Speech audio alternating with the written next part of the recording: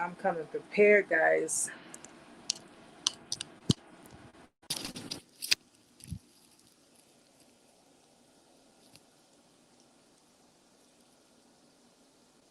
I'm going blind and I'm going deaf.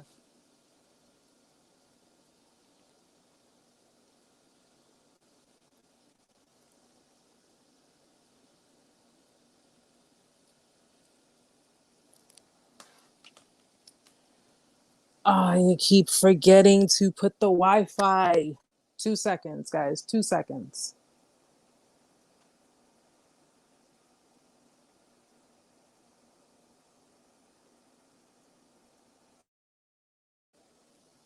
Okay.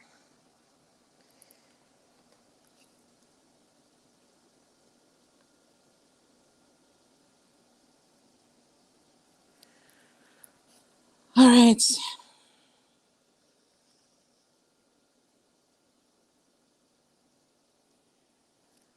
I have my headphones in because I want to make sure that as I'm doing this live, the quality is somewhat a little bit better. Not that I have bad quality before, but hi official, how are you, sweetheart? Official, can you do me a favor? Just let me know if the quality sounds better with the headphones in. If not, then I'll just take them out. Hi Cicely, hi sweetheart. Guys, just let me know if the headphones sound better. Okay, perfect. Thank you, official. Thank you. I figured I'd do it with the headphones so you guys can get hopefully better sounding, better quality. Awesome. Thank you so much. Hi, Gil. Oh, guys, welcome to our weekly chats, our Talk About It Tuesdays. I am super freaking hot. Like, dude, it's like hot and humid outside, and I just put my hair up in a bun. I couldn't take it. I did this heat. It's like it's been in the 90s, and it's just ridiculous out here. Little man is doing good. He's doing good. He's in his room enjoying his AC, being comfortable, living the life that most of us wish we could live. Hi, Heather. Hi, sweetheart. How have you been? I know it's been a while since I've seen you on. Lori's here. Hey, sweetie. Oh, yeah, it's thunderstorms in PA. You know what? I can actually, Heather, honestly, I'm not a rain kind of person. Not really big with the rain, but I definitely would have loved to have felt a couple of drops because out there it's like the humidity, it's just been ridiculous. Ridiculous. Guys, I haven't even worn my extensions. That's how hot it is outside. I'm like, nope, hair's going in a bun. That's all that's gonna happen. Hi, Lori. How are you, sweetheart? How have you been? I know guys have been so like caught up that I haven't really been able to put up too much content lately. I've been so caught up with work, and thankfully things have calmed down with work a little bit, so I'll be able to post regularly and be able to resume doing sessions with people. I know there are people who've been emailing me in regards to doing some sessions and just talking about their situations. So thankfully everything has calmed down and I'm able to get back at it with you guys. Hi Onitha, how are you, love? Well, it's so good to see you guys here. It's so good that everybody is coming out. Slowly but surely everybody's gonna pour in. And hi Stella. And it's amazing to have you guys, just it's our alternative to therapy. I know therapy can be pretty, kind of expensive, and it can be which is a field that I'm going to be getting into, but I figure I have the time, I'm going to do it with you guys. We can all come out. Hi Janelle, how are you? It's Stella, yeah, it's humid where you are too, right? It's just I can't do the humidity. That's why I can't live in a tropical area. I just can't do it. I really cannot do it. I sweat the minute I walk out my door. I'm sweating. That's just like, it's ridiculous. I'm like, nope, forget it. Can't do it, won't do it. I have to get like a portable AC that I can carry with me everywhere I go. But yeah, so I was just saying, guys, that I had been so caught up with work. There had been a lot going on. that I hadn't been able to really, put up as much content as I wanted to.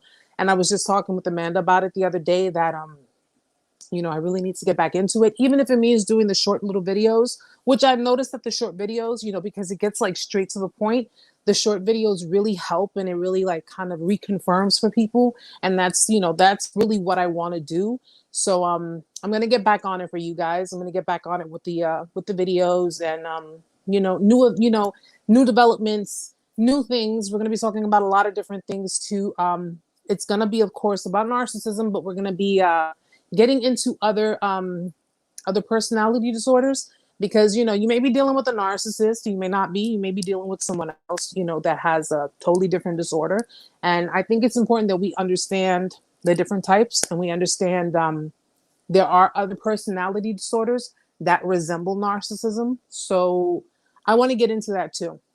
I really want to talk about like borderline personality disorder, antisocial personality disorder, schizoid personality disorder. You have so many of them. So maybe little videos here and there just to kind of, but it's going to correlate. It's going to, wrap itself around narcissism, narcissist, manipulation, anything that delves in that category. I definitely want to give that to you guys as well. And, believe it or not, guys, you guys are really helping me, because with my learning and my full intent on taking on this degree in psychology, your stories, your experiences, everything, it really helps. It really helps in the studies, and because we're trying to make a difference, we really are. So we really, need people such as yourselves to come forward and really just, open up about things. And I give it to you guys. You guys are really, really brave for doing it. You're really, really awesome for opening up and, just pretty much pushing the bar up and creating your boundaries and keeping them steady. And that's the important thing here. And I'm just super proud of you guys. And you guys, a lot of you have come a long way. A lot of you have, when I started this journey, have started with me, and you come so far. And I'm just so beyond proud of you. Like, seriously, you guys don't know. You guys are truly, truly awesome.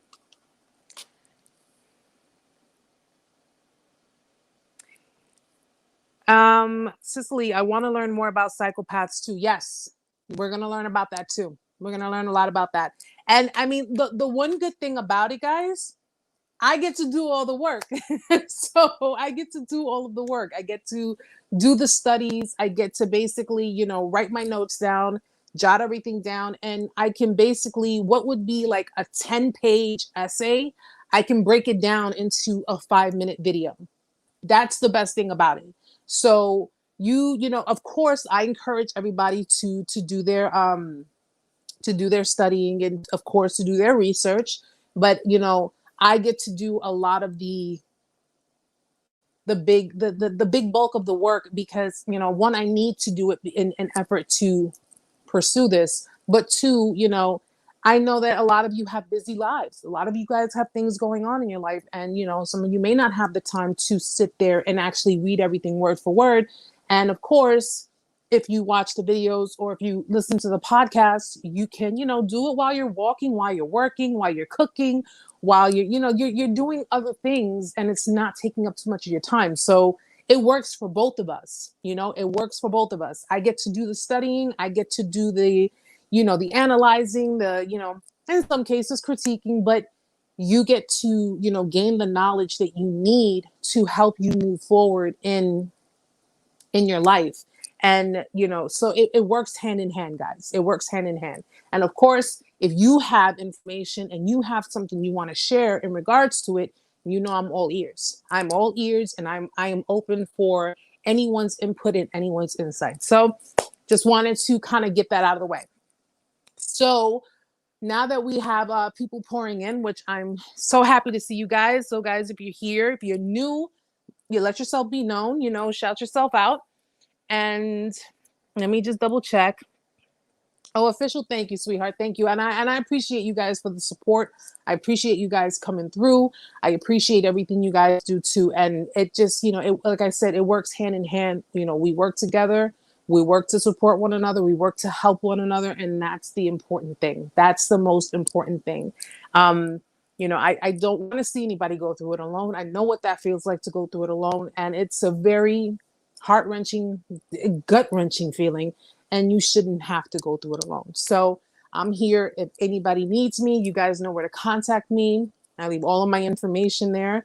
And let's get into it. So I'm gonna probably timestamp the video, right now. I'll timestamp the video 10 minutes in, and whomever is, whoever catches it on the stream, if they just want to fast forward it, the timestamp will be there. So, guys, welcome to Intuitive Vibes, Narc Survival 101. It is your girl Erica here. Erica here. How are you guys? If you're new to the channel, stick around. You may hear something that, you need to know that may be pertaining to your situation. Believe it or not, you got a lot of people going through some things, maybe going through what you're going through, or maybe have gone through what you've gone through. So stick around. And if you enjoy today's live session, go through some of my other content. We have a lot of videos on there. And of course, if you find the channel to be helpful, hit the subscribe button so you're notified every time we put up a video. Every Tuesday, 8 p.m. Eastern Standard Time is when we come together to do the live chat. And of course, to all of my existing Vibers, welcome back, guys. So, guys, I hope you guys had a great weekend. I hope you guys have a very great start to your week. As hot and muggy as it is outside, I actually am still in high spirits. I'm in good spirits. So that's the key thing. We work our way through it. All right. And let's see. Let me just make sure I didn't forget anybody, because you know me, I like to make sure everybody is Stella, Erica, am I the only one who still has dreams of the ex? I wake up so sad and upset. You know what's interesting about that, Stella? No, you're not the only one. You're not the only one. I'm pretty sure a lot of people have dreams. I mean, we all know that dreams are when our subconscious is unlocked, especially when you have a lot of suppressed emotions. You got to also remember that you've gone through something, very traumatic. So in dealing with someone, correlating them with that trauma, it is going to be, even if you don't think of them on a daily basis, it's normal that it's still in the back of your head. But no, you're not the only one who's dreamed. I actually had a couple of dreams within the past few weeks. I had a couple of dreams of my ex. And, I had spoken about this a while back. One of the lives, actually a couple of the lives a while back, when I was constantly dreaming about this person, and not only dreaming about them, but dreaming about the people in their surroundings. And a lot of the time, I mean, I'm not going to go, get all preachy, because I don't know what everybody's preference as far as belief is concerned. But I mean, I am a Christian and I believe in God. I believe in Jesus. But part of me believes that, when it boils down to our dreams, God does communicate with us in our dreams as well. All right. But just take this in mind, guys. Just like God can communicate with you in your dreams, so can the devil. So you have to be very careful with that. But a part of me was always, just trying to forget. And I noticed that the more I kept away and I, just moved further away from the problem, subconsciously, when I go to sleep, there are times in my dreams I would dream of this person, or even dream of being within their presence. Like, in other words, they're not physically in front of me, but I know that they're around because I can feel their energy lingering around me. And in my dreams, I would get triggered. And I would get so triggered to the point that I would try to force myself to wake up so I can totally just break out of that dream. Because if you guys notice that when you go deeper and deeper into your sleep state, you go into your REM, you kind of flip through dreams. I don't know if that happens to you, but it happens to me all the time. I flip from one dream to another. Or if you wake up out of a dream and then you go back to sleep, you're dreaming about something totally different. But I have had dreams where I was in his presence. I've had dreams where he's communicated with me in the dreams, because he and I have not had communication with each other. We have not had any kind of contact with each other whatsoever primarily due to the fact that I have him blocked. But in my dreams, he would communicate with me. He would talk to me, and he would tell me certain things.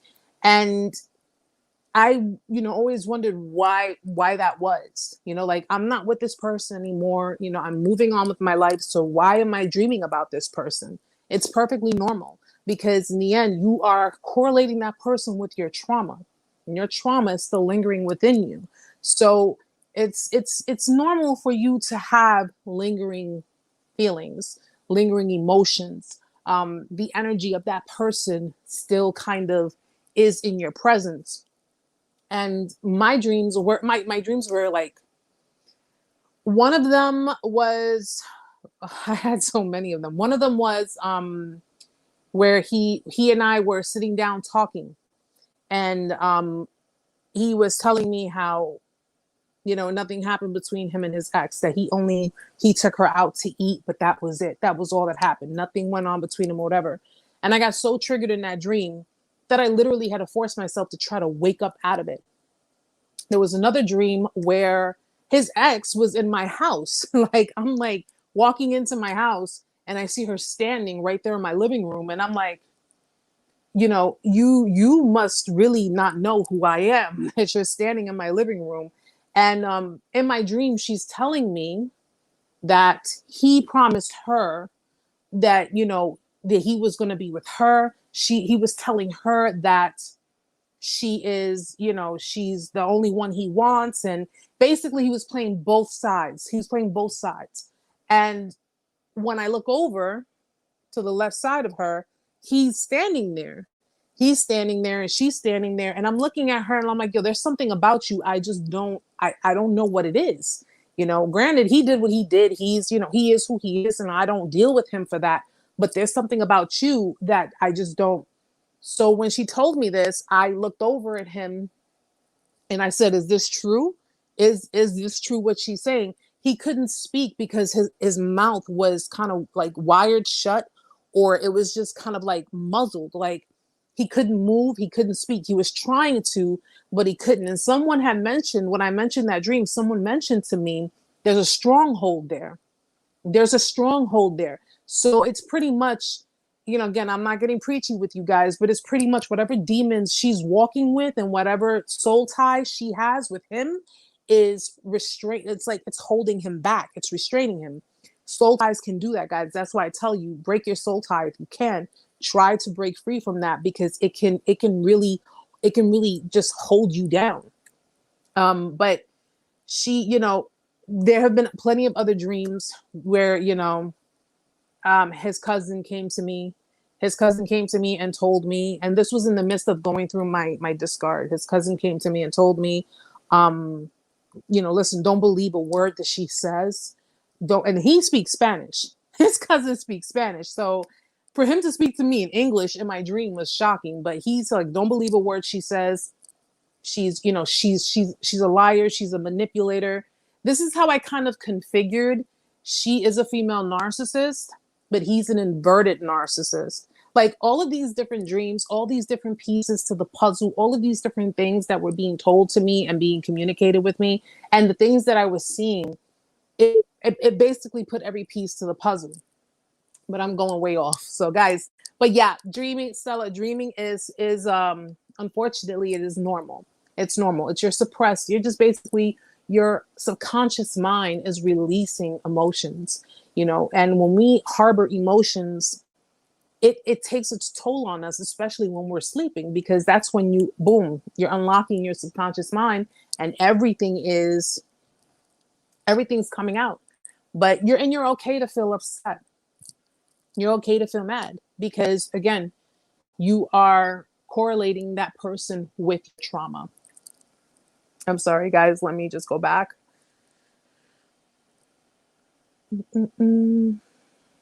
Hi, Riri. How are you, sweetheart? Cicely, I had a dream about it a few days before I was hoovered. See? You see what I'm saying? You're going to get certain, and it's crazy. It's crazy, guys. It's crazy. You will get certain signs. You'll get certain things. Listen, like I said, I'm a strong believer in God, and I'm not going to deny my faith with anyone. I'm not going to deny who I believe in, and if nobody likes it, I mean, I respect that, but I will never deny God. And when it boils down to everything, it's pretty much God is giving you these signs. He's telling you these things because now that your eyes are wide open and now that you can see through certain things when it boils down to certain people, now, I mean, let's face facts. He's been giving you signs. He's been telling you what's going on. It's just that you weren't really trying to hear it, but now that you're open to knowing the truth and you're open to seeing people for who they truly are, now the signs are coming to you way more clear, way more clear. And he's basically forewarning you because these kinds of people are the kind of people that look to destroy people. They look to basically tear them down because they have been torn down. They've been broken down by either their family, their ex relationships, or what have you. So they figure, well, if it worked on me, then I can do this to someone else. And unfortunately, that's a very sad way to think about things, but definitely continue to listen, look, feel. Trust me, God is giving you signs and you start to see things way more clear now. Raphael, hi, Erica. Hi, Raphael. Question. Why is it that narcissistic supply is the cause of the narcissistic abuse on the victims? Well, it's the supply. The supply is pretty much your actions. It's your actions. It's your validation. It's what you are. You're pretty much feeding their ego. Okay. Narcissists, and it depends on what type of narcissist you're dealing with, because you could be dealing with an extremely entitled narcissist, or you're dealing with a narcissist who is a vulnerable kind that had pretty much had everything stripped from them down to making them extremely insecure. Okay. Narcissistic supply is pretty much you giving them what their parents did not give them. All right. So if you had a narcissist in your life, whether you were dating them, and you were finding yourself doing things for this person, you kept validating them, you kept, giving them things, you kept showing them love, you kept pretty much being a martyr. You were pretty much being a martyr. You were self-sacrificing for this person in the name of love. They basically were never given that as children. They were never given that equal balance as kids. Either the parents used them as tools, used them and abused them, and then pretty much trashed them afterwards, or the parents have projected onto them unrealistic ideas about themselves, and that's why they feel like they're entitled. So if you notice the difference between narcissist A and narcissist B, narcissist A is entitled. They feel like they deserve it all and they should have it all by any means necessary. But narcissist B is like, something, you are whatever, you started seeing through bullshit, you started seeing through certain things, and because you're going to abandon them, or they think you're going to abandon them, they're going to basically just move on to the next, try to get that safety net, because they have a fear of abandonment. I mean, narcissists in general have fear of abandonment, but if you notice the different types of tactics and the different ways they do things, because you may not be dealing with a vulnerable narcissist, you may be dealing with someone who's extremely entitled, who feels like, well, mom projected onto me that, she deserves the best in the world. She deserves everything with very little effort. And she projected that onto her daughter. Her daughter became extremely entitled. So her daughter is pretty much doing everything that mom did. You understand? So now, because she's seen that she can get certain things out of you, and she didn't have to put in that much effort, she didn't have to do as much, because she can get certain things out of you. She, narcissists, they push it up a notch. So now she's going to push it up. Okay. And what she does is, and this is very common with a lot of female narcs, guys, the mere fact that she's getting attention and admiration and adoration, not only from you, but from external people, for whatever reason. Okay. It could be her beauty. It could be her, her lavish lifestyle that she portrays in front of the world, and they're thinking, oh, she's a shit. It could be anything. It can be anything. But because of the fact that people are feeding into that, that boosts up her ego even more. Okay. It depends on the kind of narc you're dealing with. It really does depend. But at the end of the day, what it boils down to is a narcissist is afraid of abandonment. They're afraid of abandonment. And they're very ass backwards people, because on one side, they're afraid of abandonment. They're afraid of losing the spotlight.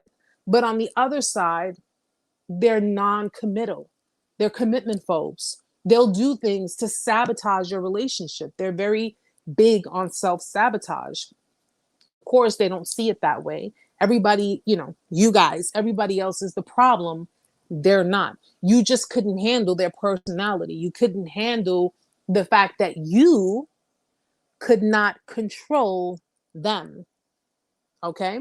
So that narcissistic supply, Raphael, is something that they really bank on. They really depend on that.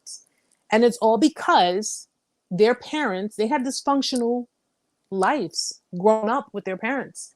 It was very dysfunctional. Someone who becomes a narcissist is not someone who comes from a very healthy background, healthy family dynamic, a very steady and sturdy and stable type of family. Someone who is a narcissist comes from a very dysfunctional background, and it primarily starts in the home with their caregivers, with their family environment. If you dated a narcissist and you notice certain things about their family that seems kind of off, but you may have looked at it like, well, every family has their vice, right? But it does seem kind of off. It doesn't seem like something you would normally see in other dynamics. That's because it's dysfunctional. There is dysfunction somewhere in there. Let's face facts, guys. We probably all do come from dysfunctional backgrounds, but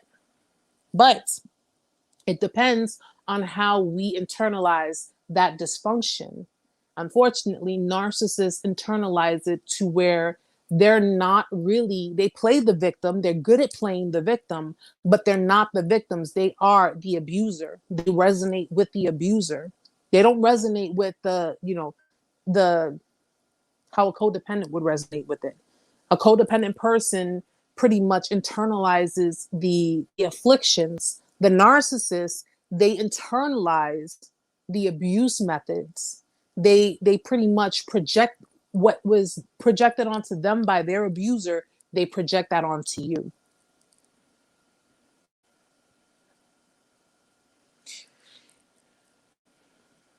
Wombat Arrow, first red flag I've seen with my ex covert narc was the small guilt trips at first, then the slight vindictiveness. The manipulation progresses from there.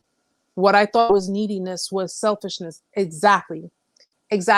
And it's you know what, and it's interesting because I had never, like when it boiled down to my relationships with anyone, one thing I noticed, guys, is that my need to want to like constantly serve people, constantly accommodate people, constantly be there for people, and it was all fear-based. That's all it really was. It was all fear-based. And a narcissist knows this. So if a narcissist gets an idea that you are, like, you fear them leaving you, or you fear them breaking things off, that's where I fudged up.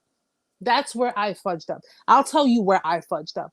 Where I fudged up was when my ex approached me on, he was like,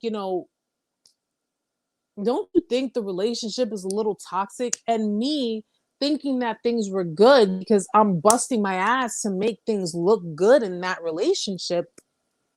I'm like, no, what are you talking about? I mean, I'm being loyal. I'm doing my part. As a woman, as your woman, I'm doing my part. Yes, we were arguing a lot, but the arguments primarily stemmed from him. There have been times where he would say certain things and I would look at him and be like, where did that come from? Why are you even saying that? Why are you talking like that?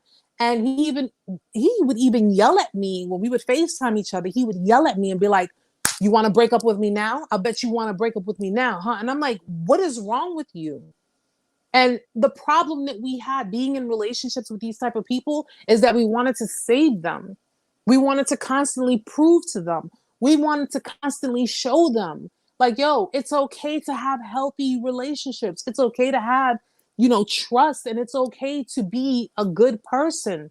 But because they were formed to believe that it's a cold world out there and you got to be an asshole to everybody because they're going to hurt you, or you got to hurt them before they hurt you.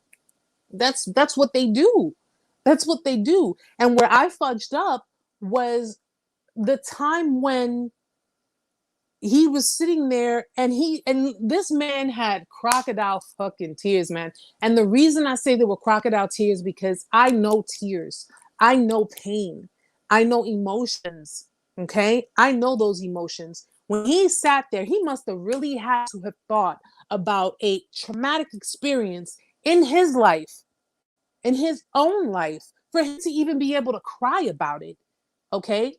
For him to even be able to cry about it. The bottom line of it was, guys, he never let go of what happened between, whatever happened between him and his ex. He never let go of whatever dysfunctional dynamic happened in his family. He never let go of any of that. And he took it out on me. He took everything out on me. So when he sat there and he told me, you know what? Maybe we should take a break. We just need to take a break. And I'm like, take a break from what? From what? What are you talking about? Like, I could not understand. I'm like, I don't do breaks.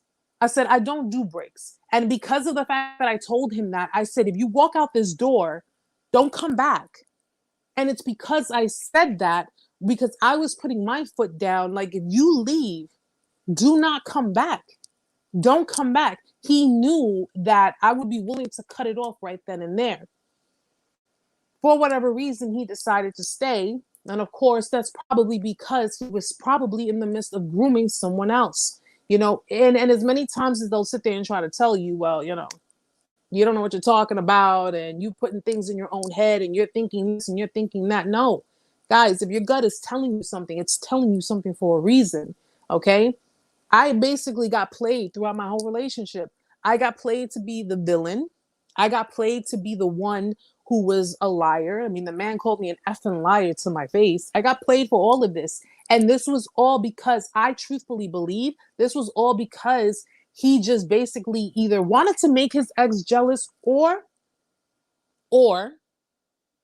he wanted to find a way to relieve his own dysfunctions. And he felt that by projecting that onto me, that it would make him feel better. That's how selfish they are.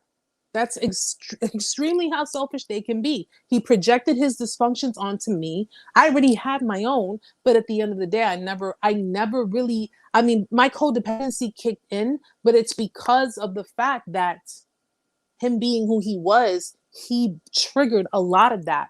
He triggered a lot of that within me. But I fudged up in that, I did not cut it off right then and there when he said, let's just take a break, because that would have been my way of cutting that stronghold myself. And because of that, from that moment on, I was on eggshells. I was on extreme eggshells. I had to be careful with what I said.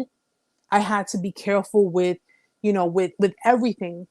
And even when the discard came and he sat in the car, and I'm just here trying to understand why he was doing the things he was doing, and why are you tearing us apart and this and that. This man sat there and said, you know what? Fine. We'll be together. But I kid you not. This is where I don't like to be threatened. I don't like to be threatened. I don't care who it is. You're not threatening me. He said, if you say or do anything, in other words, if I call out his shit, he's going to break things up. He's going to break up with me. He's going to break things off with me. If you say or do anything, that's when I walked out the car. I got out of the car because a part of my brain was telling me, he's bullshitting you, bro.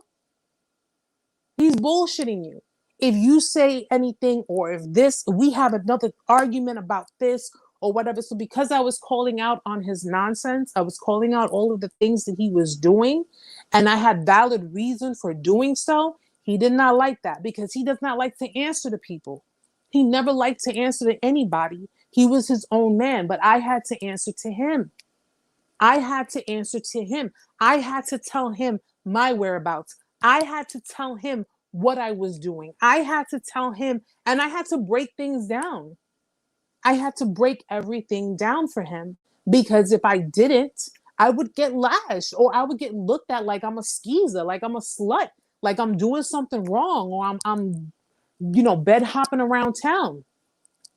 So I'm sorry, buddy, wrong one, because that ain't me.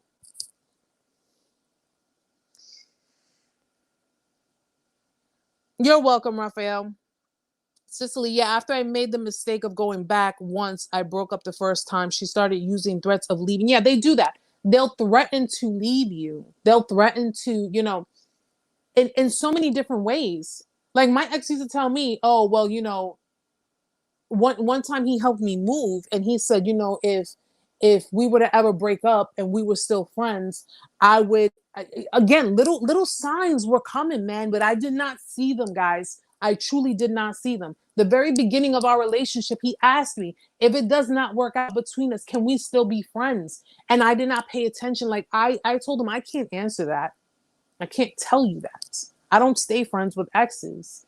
It's very rare that you break up on very good terms with someone. So for me to sit here and say, okay, yeah, we can still be friends. No, because him and his BM are friends. Okay. That's that right there. That's that trauma bond. That's that trauma bond between the two of them. Okay. Because not for nothing, she's been clowning him for the past 2 decades and he ain't do nothing about it, but whatever. Y'all could be friends, but I don't stay friends with exes. That's not I don't, no. No, I can't see myself doing that, especially if we broke up on very undesirable terms. But little things here and there, at that time, guys, when you're dealing with a narcissist, you're not paying attention to some of the things they're saying. Like you hear them, but you're not really listening. You understand? You hear them, but you're not reading between the lines with what they're saying. So if they tell you, oh, well, if we broke up, we could still be friends, right? I mean, we could still be friends, right? Why are you so concerned about if we break up? That would be my question. Why are you so concerned about if we break up? You plan on sabotaging, and that's exactly what narcissistic people do. They already have the plan to sabotage your relationship. It's just a matter of when. It's a matter of when. Okay, it really is. And even so, over time, though they are doing a lot of self-sabotaging, they have a lot of self-sabotaging behaviors, because you think of it as, I'm loving them at their worst. That's what it looks like to you. It looks like to you, I'm loving this person at their worst. Oh, they're not perfect. I'm loving them at their worst. I bet after dealing with people like this, guys, you're going to rethink about loving someone at their worst. So you're going to really see the difference between loving someone at their worst and enabling abusive behaviors. There's a big difference between those two. Huge difference. Hi, Green.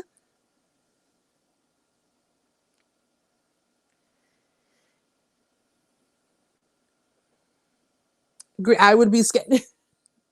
You know what, Green? Interestingly enough, I'm a loving person. I'm a very loyal person. And my friends and a lot of my family members can tell you that I'm a very loving and loyal person. But I take this loyalty very seriously. And especially when it boils down to threat, you're not gonna threaten me. Don't sit here and tell me, oh, if you don't do right by me, Erica, I'm gonna leave. What have I told you guys before? There are 700 billion people on this planet. Maybe before, when I was codependent and I was insecure and I was fearing abandonment, maybe I would have said, okay, something, please don't leave. I love you. I want us to work out. I'll do whatever you want me to do. I'll be whatever you want me to be. I'll bend over backwards for you, even though I already done broke my back for you. Try that on me now. Try it on me now. And I don't take lightly to threats. I do not take lightly to threats. So if a man were to tell me, well, you know what, Erica, maybe it's about, all right, well, there's the door. There's the door, because whether there's a man in my life or not, my bills still get paid, my kid still gets fed, My bank account is still getting money, so I do not care. That's the point of where I'm at right now. And that's how I know that I've really come a long way. I don't care anymore. I don't care. And the man that and Amanda can even vouch, because I was sitting here talking to her about it. The man that I would have walked the ends of the earth for. Okay, I loved that man.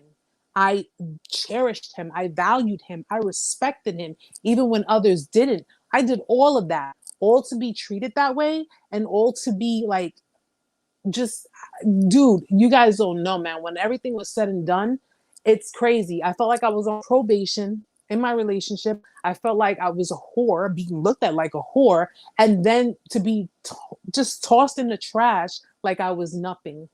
Like I was absolutely nothing. Like, okay, yeah, I got what I didn't ask you for these things, because that's what they're going to tell you too, guys. You can sit there and be like, all the things that I've done for you and everything that, like we built this together. You can say a statement and they'll totally take it out of context. You can sit there and say, oh, we were building a relationship together, holidays and, all of these things that, I got for you and everything that I've done. And this is how you're going to treat. Well, I never asked you for those things. You got them on your own. Meantime, they were giving all the indication in the world that those were the things that they did want. And they, for some reason, knew that you were going to get them those things because you have already proven yourself to being completely devoted to this person. And they just basically used the fact that you were completely devoted to them and wanted to be with them more than anything. They used that against you. They used it against you. I'd love for someone to try to threaten me now. Try to threaten to leave me now. I will hold the door for you. I will hold the door for you. I don't need to beg nobody to stay with me. The blame shifting manipulation of victimhood makes the situation confusing. Stress, yes, stressful, frustrated to the point you're losing your mind. Absolutely. Absolutely. And you know what? I'm going to put that up there. Because a lot of us know what that is. A lot of us know what that is. I've had it deflected onto me.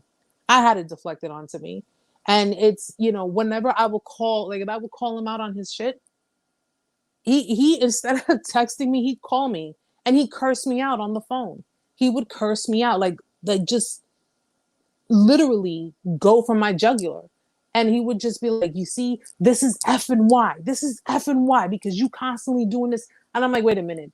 You're going to sit here and tell me that your behaviors, what you're doing right now, you're going to tell me that if it were the other way around, that you would be okay. You would be sitting there just quietly like, you know what? I'm not going to let now. And they don't, they invalidate your feelings. They invalidate you to the point where it's like, you feel like you don't exist. Your feelings don't matter. What you say does not matter. None of it matters. It's pretty much, you are trying to interfere with what I'm doing. You're trying to interfere with what I want to do and what I got going on. And now you're pissing me off. And that's where that narcissistic rage comes in. I'm very familiar with all of it, guys. Trust me, extremely familiar with all of it. And because of the fact that you're starting to be reactive, you're starting to react to the nonsense, it's kind of pissing you off. They don't want you to be pissed off. They don't want you to be pissed off, because where you become pissed off is where you get up and pack your things and you can leave and just say, screw this, I'm out. They want you to be jealous. They want you to be upset. They want you to feel hurt. They want you to feel confused. They want you to feel every possible emotion you can feel. But being pissed off, going into rage and anger is the last thing a narcissist wants you to do, because they know that if you are aware, that you're angry, or if you're aware that they are pulling this BS on you, you can not only become reactive, but you can also become non-reactive, which means that you can actually flip the switch and say, you know what, screw this, I'm out, which was exactly what I did. That was exactly what I did. I could have continued to react. I could have continued to yell and scream and hurt and see everything. At that time, I saw everything he was doing as, oh my God, it was a shock to my heart. Like it was a stab to my heart. I devoted all this time and this love to this man, and this is how he not only treats me, but this is how he's playing me. Because at that time, I thought he played me. I'm like, yo, you really played me. Like you did some real grimy stuff. That was some real shady moves you made. When I flipped that and I said, no, I said, this is how you do. This is what you do. No problem. I flipped it and I shut it off. It was hard, but I did it. And when I became completely MIA, that I was just like, yo, I'm out. I'm done. I'm not dealing with you, your family, your friends, nobody. I'm not dealing with no one affiliated with you.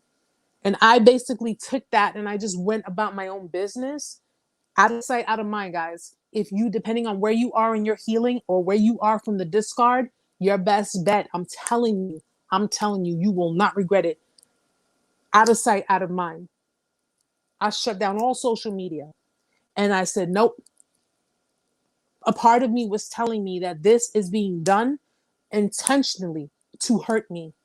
This is being done intentionally to hurt me. And I ran with that. I ran with that. I don't know why. I didn't know nothing about narcissism. I didn't know anything about narcissistic abuse, nothing, guys. But I ran with that. And when I saw that he started reconnecting and talking to his ex again, after he clearly explained to me all the despicable things he claimed she did, when I saw that, I said, no, he's doing this to intentionally hurt me. And I had not done anything to deserve any of that. Logic started to kick in. When logic started to kick in, it was a wrap. It was a wrap. So much so to the point that after everything happened, the first, I don't even want to call it a Hoover because I'm pretty sure he was shaking before he hit the send message to me, because he had told me when I was upset and I was crying on the phone, he told me, he said, you know what, Erica? He goes, here you go crying again. Here you are crying again. I'm a very sentimental person. I'm a very emotional person, guys. Okay. Amanda could tell you, she watched me watch a show or a movie and I got so emotional, tears were coming down my eyes. Okay. That's how empathetic people are. I'm a very emotional person. And given the fact that I was in a lot of pain because of everything that was going on, and he had the audacity to sit there and be like, here we go. Here you go crying again. Now here you crying again. And he did mention one thing that I didn't think of it until after everything was done. He says, Erica, I know you're capable of being a cold bitch. And I know that you're capable of telling me to go fuck myself. Exactly in those words. And amazingly enough, that's the one thing he got right. The one thing he got right. Because as much as you are a feeling, loving, caring person, guys, and as much as you guys are emotionally in tuned and empathetic, and you have just that very high level of empathy, you have the ability and the capability to telling these people to go screw themselves up the ass with the cactus. You have the ability to do that. And it's because they know that you are capable and you have the ability to do this. This is why they tear you down. This is why they try to deplete you of your confidence, of your self-esteem. Okay? They need to bring you down to the point where you're on your knees, because then that lets them know that they have control. That lets them know that they have control and say so in your life. And everything that was projected onto my ex, by his family, by his parents, everything that was projected onto him that made him become who he is, he projected that onto me. He projected it onto me, all for him to go running right back to the same people that have given that to him. And me, I don't know about you guys. I tell you guys, don't get involved in anyone's karma. Don't get in between anyone and their karma when if you see them struggling, if you see them hurting from something else that was done to them, if you see them going through the motions, do not, and I repeat, do not get in between God and the perpetrator. Don't do it. That is not your battle. You had your own and you're fighting your own. You're working on yourselves. You're dealing with your own thing, because I don't really recall any of them, and then let me know if I'm wrong, but I don't recall any of them when you were going through the pain you were going through. I don't recall any of them coming back and saying, I am sorry. I am so sorry that I did that. I am so sorry that I put you through this. I'm so sorry that I hurt you and I lied to you. I don't recall any of that. I really don't. I don't recall them, given the fact that they were the ones who put you in that position to begin with. Me personally, I don't get in between God and his vengeance. I ain't doing it. I will not do it. People could say, well, listen, this person is going through a hard time. He's struggling financially. He don't need me. My name is not Chase. My name is not Bank of America. My name is not Citibank. I'm not MCU. I'm none of that. Okay. He does not need me. He does not need to communicate with me. He needs to communicate with God. These people need God in their lives. And unfortunately, because they don't walk with God in their lives, this is the kind of life that they have. This is what they have to do. The devil is equivalent to manipulation. The devil manipulates us, right? He manipulates us to convince us to do things that we're not supposed to be doing. So clearly, the devil has a very strong hold on these people. And considering the fact that a lot of these people under this caliber like to delve in that stuff, black magic, witchcraft, brujeria, santeria, I don't care what anybody says. Magic is magic. Anybody who delves in that is delving with a lot of things they should not be touching. But that's what they choose to do. Then they want to cry victim when these entities and these energies and these spirits and all this stuff, they want to cry victim. They want to go, oh, well, things aren't going my way. Things aren't happening. Oh, so you thought the devil was going to be a BFF? You thought the devil was going to come knocking at your door with 2 pigtails and pink little bows on and say, hey, let's go for ice cream? No. Goodness gracious. Like, seriously, I can't. Kiana, Erica, what was your light bulb moment that made you look into narcissism and get educated on it? When I had left work early one day. I left work early, and because I was in the midst of losing my job, I was working 2 jobs, and I was in the midst of losing one of my jobs because I was missing out of work. I was in complete depression. I couldn't focus. I couldn't think, but I was I was first watching sermons, and then I don't know what it was, but you know how when you go to YouTube and they have like videos that, based on what you watch, for some reason, whatever it was, there was a video on attachment styles. And it's just the irony, you're watching videos about God, you're watching preachers and stuff, I just went down and I said attachment style. And it's like, it was like how one of like those thumbnails, like, what's your attachment style or whatever. So I just clicked on it. And when I clicked on it, that's when I learned about different, oh, check your attachment style. You might be insecure, you might be avoidant, you might be this, you might be that. And it's funny because I was watching and I was like, wait a minute. So I learned about insecure attachment style, which was me. And I learned about avoidant attachment style, which was him. And granted, it all started, guys, it did all start with the basis of what happened in my relationship. It started with the basis of my discard. But I started getting more and more and more into it. And then I learned about codependency. And then I started seeing videos about narcissism. And I'm like, a narcissist? Guys, I never heard about narcissists. I don't know how many of you have I never heard about it. Never heard about it. And I had come to the realization, and this is when I was going to my therapy because I had decided to take therapy. I had come to the realization that I'm codependent, and my therapist confirmed it. I'm codependent. I am insecure, preoccupied attachment style, which means that I fear abandonment because of inconsistency in my life when I was younger. And when I started putting everything together, I started learning that codependents are like attract narcissists. They attract narcissistic people because codependents are the the people pleasers. We're the ones who just, just for the sake of being attached to someone and, in hopes that they're not going to leave us. They're not going to walk out on us. They're not going to abandon us. And, but yeah, it was pretty much around that time when I was ironically watching videos about God, and then boom, I got into narcissism. So, I like to look at it as God pointed me in a direction. He pointed me in a certain type of direction. And, he foresaw what I would be getting involved in. I mean, listen, guys, your relationship with a narcissist, he foresaw that. So if you've been discarded, or even if you discarded them, that was divine intervention. That was divine intervention. Okay. You have to look at it that way. It was God's way of saying, either you break this up right now, or I'm going to let this person hurt you so badly. He didn't push the person to hurt you guys, but he allowed the person to do it.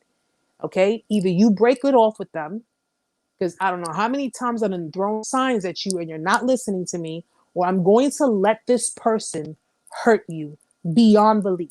Not to the point where you can't, where they physically, do something extremely bad to you, but either you let this go, or I'm going to, because you know why? In your relationship, guys, in your dynamic, you put so much effort, you put so much focus, you put so much praise, you give so much validation.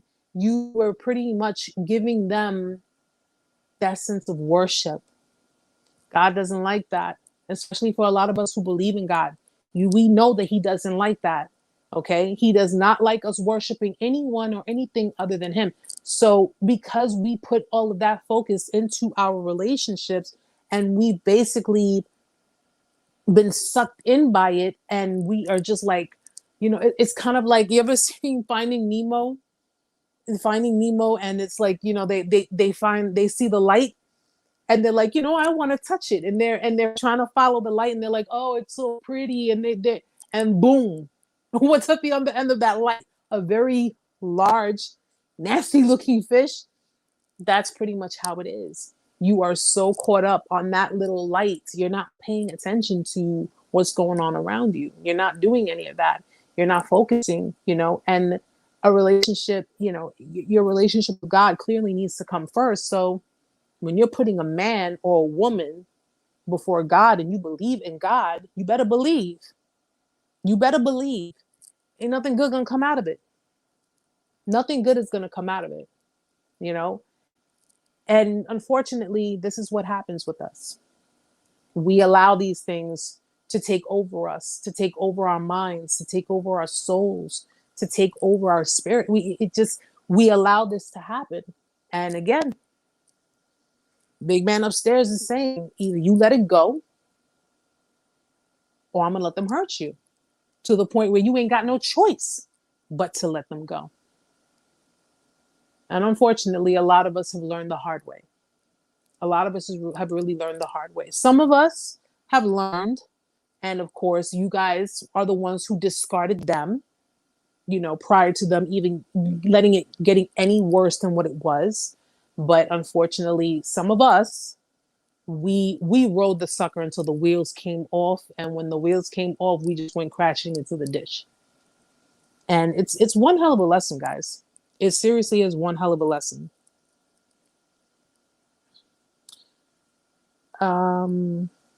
Kara, yes, I can relate to having to miss work due to lack of focus.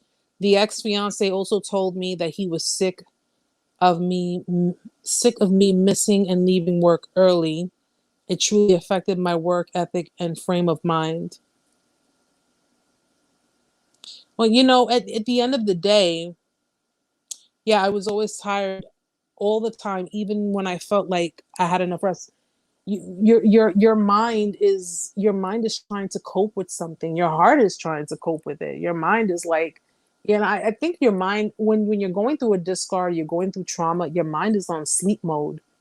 Your brain is on sleep mode, and your heart is really what's feeling everything. It's feeling every and anything, and it's pushing you into into that corner where you want to hide. You want to hide. You don't want to do anything. I didn't want to do anything. I didn't want to get out of bed. I didn't want to eat. I didn't want to do anything. I just wanted to, like, just sit there and just daze. All I was doing was I was smoking and drinking coffee. That's all I was doing, guys. I wasn't eating. I wasn't doing anything else. And I was stressing. And even though on the outside people would, like, look at me and think that I have it well put together, I mean, that's the kind of thing that we do as a form of shielding ourselves to the outside world. We look like we have it all together. We look like we have everything in order. The reality was we're dying inside. We're broken. And people can sit there and say, oh, but it's not that serious. You don't know. Until you've experienced it, you don't know what it is. You don't know what it is, and you don't know that kind of pain. That kind of pain is, I would never, I'm so glad I went through everything I went through and learning everything and taking care of everything, because I would never want to wish that on anybody. Never want to wish it on anyone, especially anyone who clearly did not deserve it. Sorry, guys. Cicely, never heard the word sorry once, knowing she's wrong, but I'm probably the one who was wrong by now in her mind. You were always wrong, Cicely. In her mind, you were always wrong. Okay? I never got an apology. I was with a man for almost 3 years. Not once did I disrespect him. Not once did I do anything remotely disrespectful to him. And I never got an apology. Not even when I bumped into him. Never got an apology. Nothing. Nothing. It's like, yo, you got so much pride and ego that you can't even apologize. Like, an apology can do, listen, apologies can come, go a long way. An apology can go a long way, but it's only going to go a long way for someone who is truly genuine with their apology. It's not going to go a long way with someone who figures, well, why should I apologize if you're not going to let me in anyway? So that's their take of it. Why apologize if you're just going to reject me anyway? Save myself the headache. Save myself the heartache, the so-called heartache. So if they don't apologize to you guys, keep that in mind. If you never got an apology from a narcissist or someone who's extremely narcissistic for the ordeal, for the pain, it's not because, it's not because, oh, well, you don't deserve it. It's because you'll only get it if it means they're going to get what they want in return. You'll only get it if it means that they're going to get, an outcome in their favor. They'll only apologize to you if they don't think that you will reject them in the process. That's the only reason why. Jax Ocean, I got no apology either. Never. The opposite. She abused me much more worse. Dark triad.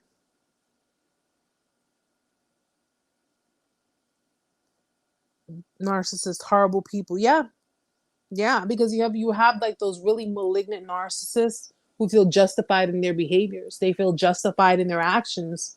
Why should I apologize? If you hadn't done A, B, and C, I wouldn't have done D, E, and F.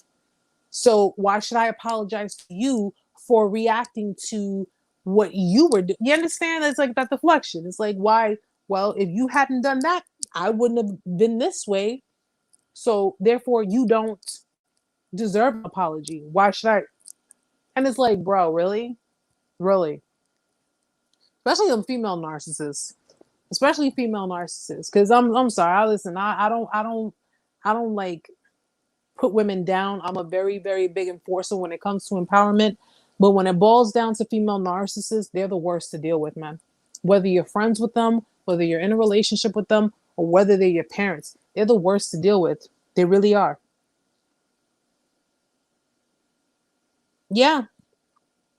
And you know what, Andrea? And I'll tell you something.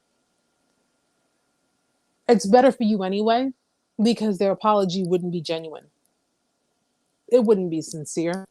It wouldn't be sincere. You know how you get rewarded even when they don't, like when they don't come and apologize and they don't say they're sorry for everything, I strongly believe, guys, and this is me, you can take it with you if you want. I strongly believe that as long as you walk away with good intentions, with a good heart, whether you got an apology or not, and you just manage, God is going to bless you tenfold, man. He's going to bless you tenfold, because not only did you go through this, not only did you go through all of this, you could have had the ability to take, to exact revenge on them and do everything possible to hurt them. But you chose to take the, you chose to take the high road. You chose to be like, nah, I'm not dealing with this. You go ahead and continue living your life like this. I don't even want your apology. That's when you get to that point. I got to the point, I'm like, I don't even want his apology. I don't want it, because it's not going to do anything for me. It's not, it's just, it is what it is. Because even if I forgave him, which I'll be honest with you guys, I'm still working on that. I am still working on it. I don't hate him. I don't wish bad on him. I don't do any of that. Okay. You don't see me walking around the house with candles lit and, beads in my hands. Nah, I don't do none of that. I don't mess with none of that. Okay. I don't wish bad on him. But at the end of the day, whatever happens to him, those are his circumstances. Those are due to him. Because a lot of these people think that, you know what, I can go around the world and continue to, continue to treat people like this and manipulate and lie to people, when they fail to understand, whether you believe in God or not, what you reap is what you sow. And if we want to take it up another notch, whether you do energy and the universe or whatever, that energy you put out, you get right back. So at the end of the day, they're screwed whichever way they look at it. And when they meet someone or they come across someone who is just like them, or maybe even worse, and they become the victim of another narcissist, now they want to sit there and cry because they need someone to lick their wounds and tend to them. No, no. Yet again, not your monkeys, not your circus, guys. Right? We don't get in the way of anyone's karma. We just make sure that we keep our karma on a good slate, but we do not get involved in anyone else's karma, and we do not try to stop what God has in store for people.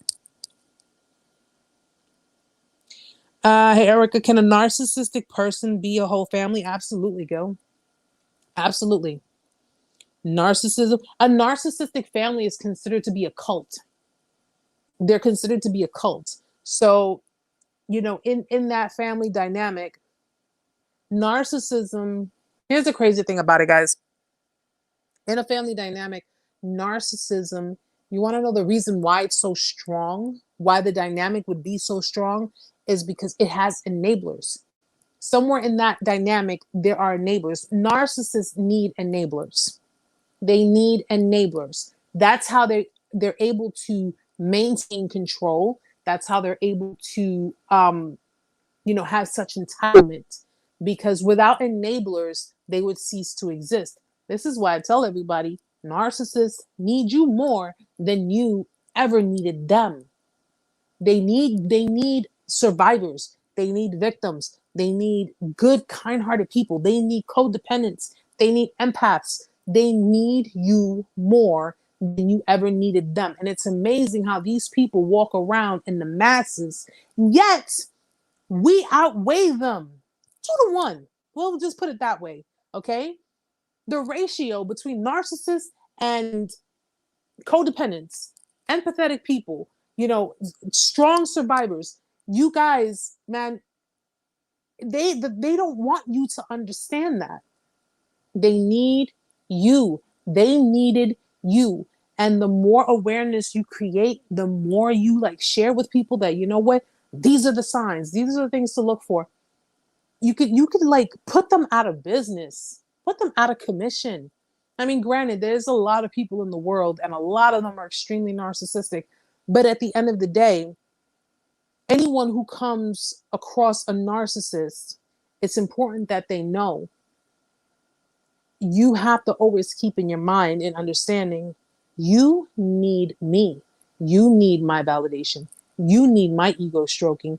You need my empathy, my reactive empathy, because I don't do cognitive empathy. You need my love, my caring. They need these things because again, their own parents didn't give it to them. Their parents did not give it to them. Their parents were there for them, what? Financially, materialistically, but they weren't there for them emotionally, psychologically. They were not there for them in that aspect. And because you carry so much within you, I don't care if you're a codependent or recovering codependent, you carry all of this within you, you know, narcissist. Let me tell you something, guys. You were with narcissists, they were extremely jealous of you. Whether you believe it or not, they were extremely jealous of you because in the end, they know that you can find better. They know you can find better. They know you can have better. They know that your options will go through the roof. They know all of that. Look at what they have to go through, all the subterfuge they have to go through to get someone, to gain from people, and you don't even have to do any of those things. And that's the kind of life they live, guys. This is how they live. They live off the strength of using people, abusing them, lying to them, manipulating them. I don't want to live my life like that. That's a pretty pathetic way to live your life, period, you know? Gilbert, I got another question. Can another family provide support that didn't come from the narcissist? Absolutely. Absolutely. You have people who, if for example, you're a black sheep. You know, black sheep is the one of the clan that isn't really part of the clan. You know, they choose to go against the grain with the family. They choose to um, not give in to what the family, you know, the family's bull. They choose to kind of go their own way. If you get involved with someone, or even if you come around a different family that has a healthier dynamic, has a better setting, yeah, they can give you that support. They can provide a healthier dynamic and a healthy, you know, and anything is possible because not every narcissistic family, you know, you have black sheep, guys. You know, you guys, I'm pretty sure a lot of you are black sheep, especially if you come from narcissistic dynamics. Black sheeps are pretty much the rebels of the family. And, you know, they will clearly be the outcast because the outcast is the one who is not dealing with the family based off of the fact that the family's full of shit. And they're like, no, I'm not doing that. I'm not being a part of that. What is wrong with you people? Like, you know, like, was I adopted or was I switched at birth? What is wrong with you people? And because the black sheep won't deal with the family, they won't deal with what the family's, you know, what the family's trying to get into. What they'll end up doing is the family will end up turning on the black sheep. So they'll end up, you know, manipulating other people who are standing on the outside looking in. They'll end up manipulating other people to have them believe that the black sheep is the abusive one, is the manipulator, is the one who, because the black sheep is not playing the game. You know, they're not playing the game. They're not going according to what the script says. And because they're not doing that, the family can outcast the black sheep. And, you know, it's, listen, being the black sheep, guys, there ain't nothing wrong with it. There's nothing wrong with it. Okay. A lot of us here are black sheeps. A lot of us are, whether you be with your family, it be in your group of friends, it be at work, you know, whatever dynamic it is, it's okay to be the black sheep because the black sheep is just like, no, I got a mind of my own. The black sheep will not allow manipulation to sway them. Wrong is wrong, right is right. That's just the way it is.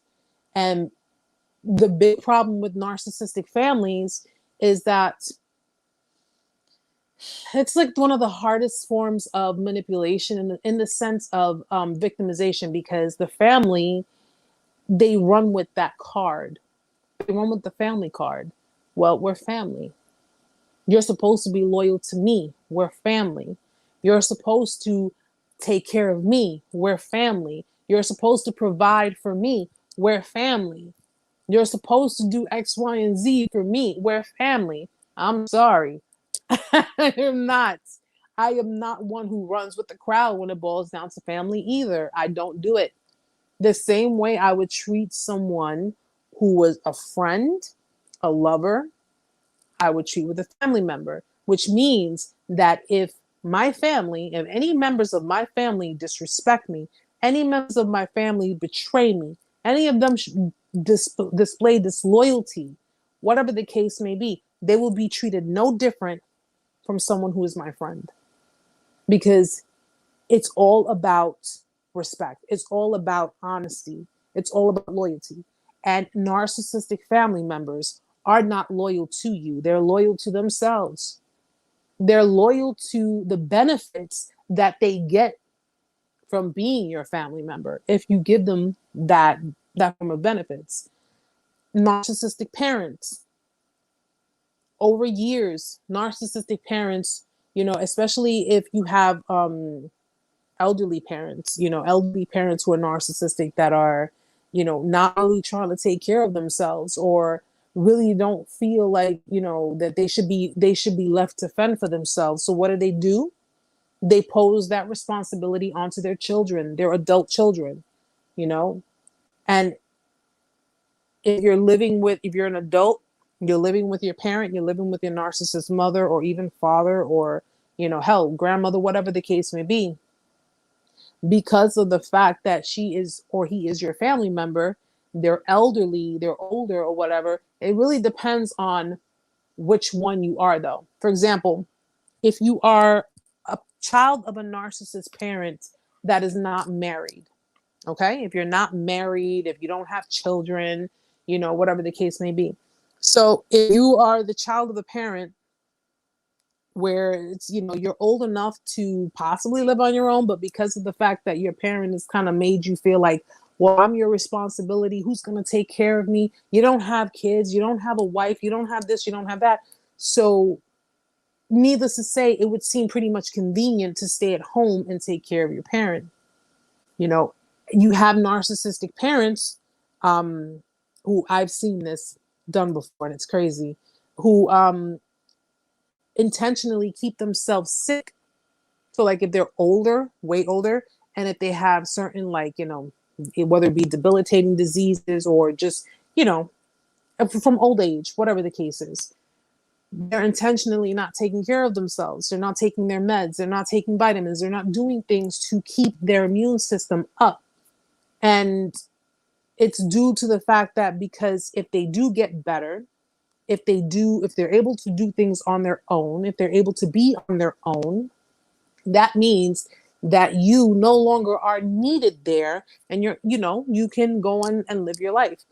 Narcissistic parents do not believe in autonomy when it boils down to their children. Remember, I told you guys before, narcissistic parents have children to serve them. Okay? They have children to serve them. They fend for the children. They take care of the children. When the children reach a certain age, once the child reaches a certain age that they are able to take care of the parent, everything gets flipped onto the child. Now the child takes on the responsibility, the household responsibilities. The child takes on bills, whatever the case may be. The child takes on to that. And of course, if you should decide not to, listen, mom, dad, call up, we can get you a nurse's aid, or we could do this, or we could do that. Oh no, you're going to leave me in the hands of a stranger. You're not even going to take care of your own mother. You're just going to abandon me. They throw that guilt trip on you. And it's like, no, it's a no-win situation. It really is. I'm sorry, guys. Give me a moment.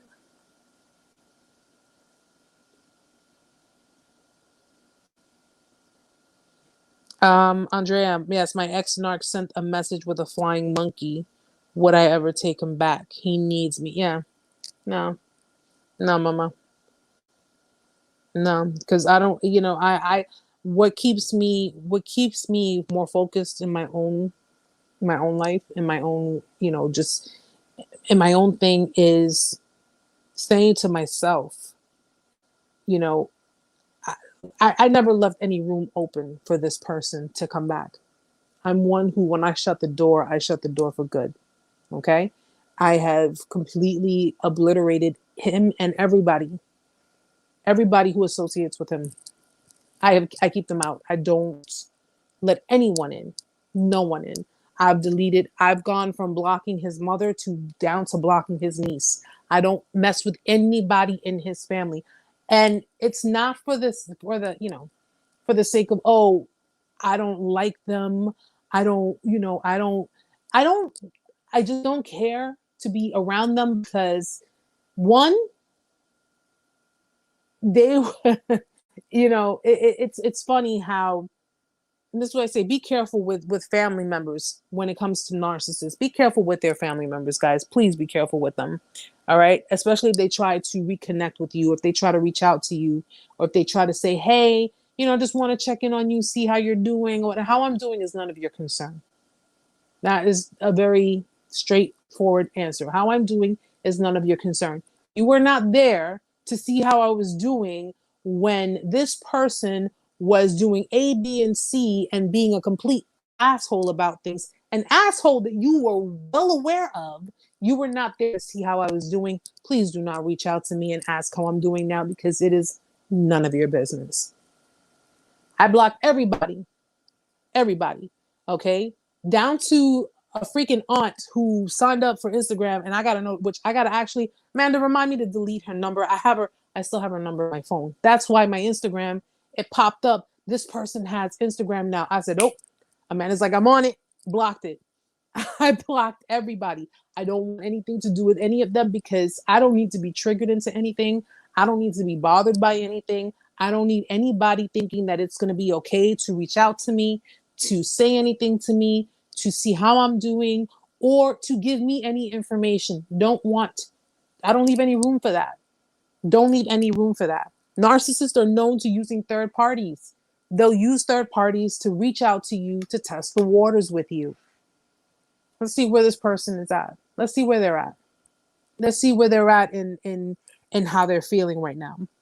And hi Thursday, how are you, sweetheart? Let's see where they're at and if they would be open, they'll be receptive. Don't leave that door open, guys. Don't leave a crack.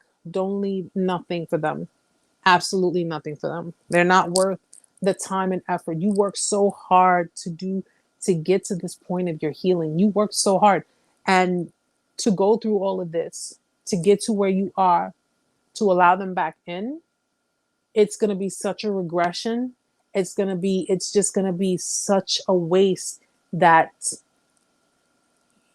and knowing that the abuse would get worse because now that you have, you educated yourself, you learned about these things, you learned about the signs, the tricks, and everything. With educating yourself, they know that you know. And if you let them back in, listen, they're going to walk with the mask on so tight, and so it's going to be glued so tight to their face because at some point they do intend for that mask to fall off again. It's just a matter of when. It could be a couple of years. It could be 10 years. It can be 5. But it will fall again. A narcissist is clearly about what they can get away with. What they can get away with. And if you let them back in, they see, okay, I cheated on this person and they decided to give me another chance. Forgiving for cheating, guys, I don't know how you guys take it. I personally, no, I can't do it. I just can't do it because you can never, ever be the same. You can't be, nothing will be the same after that. Absolutely nothing will be the same after that. The minute I acknowledge that someone tried to hurt me, tried to shit on me because they wanted to attempt to be with someone else, the minute someone made me an option because they wanted to see if what I was trying to build with them, they wanted to see if they can do that with someone else. No. Nope. The minute someone does that, I'm done. I can't. And that's why narcissists won't give you clarity on that, guys. When they do that, they won't give you any clarity because they, if they don't lock in that new supply and you see their bullshit, not only will you walk away, but that new supply is going to walk away. And then they're going to have nobody. They're going to have nobody. And then now they got to go scamping for someone else or something else. Nope, I'm good. I'm good. Let's see. Let's see. Stephen says narcissist accusations are actually confessions. So when she asked me, was I sleeping with someone else? I said no, but in my mind, I thought, did she just tell on herself? Looking back at it, she did. Yeah. Yeah. And you know, the crazy thing about it is, for me, you know, I can't say. I really couldn't say because I walked away with no closure, nothing, no clarity, nothing. And I just left it at that. Sometimes you got to leave the business unfinished. Maybe some of you have gotten some form of clarity in your situations. Maybe some of you have received the truth after the fact, and maybe some of you are still working on gaining that. I walked away with, I pretty much walked away with, I see what I see. I see what you're doing. At the end of the day, am I going to make assumptions? No, but you know something? Can't nobody who is not screwing around or doing something or talking to someone else be doing half of what it is that you're doing. No, no, no. The thing that what did it for me was he deactivated the Facebook account. Like I still stuck on that because I'm like, wait a minute, you deactivated the Facebook account, the profile, you deactivated it because it showed that we were in a relationship together, but you were on Facebook Messenger. And we're not talking, let me tell you guys, Facebook Messenger, you know, when you go through your discard, guys, you went through your discards too. And trust me, I know a lot of you have probably done the same thing. Okay. Facebook Messenger, I would go on Messenger and I would see that he was online 1 o'clock in the morning. This is around the time I'm getting off from work. He would usually be in bed to go to work early in the morning. He was online 1 o'clock in the morning. I said, nah, this dude is talking to somebody. I said, fuck that. I said, nah. When I asked him, I said, so just be honest with me. Are you talking to somebody? Why would I do that to you, Erica? Really? Really? You're going to answer my question with a question. Little things, guys. Little things. Okay? He started, you know, he was just doing a lot of like mean, hurtful things, things that he knew would grasp my attention and would bother me. And if he tried to make me jealous, he failed miserably because you know what? Not only did I get pissed off, not only did I get disgusted by him and his actions and pretty much anyone around him, I blocked them. I blocked them. I blocked him from my social media. I blocked him from my life. I deleted his number. I deleted everything, all of the pictures, and I changed my phone number. I said, I'm too grown to be playing these games. We're not playing games. We're not. We're not playing games. For someone who's 40 something years old to be playing these games, no, I don't think so. So I blocked them.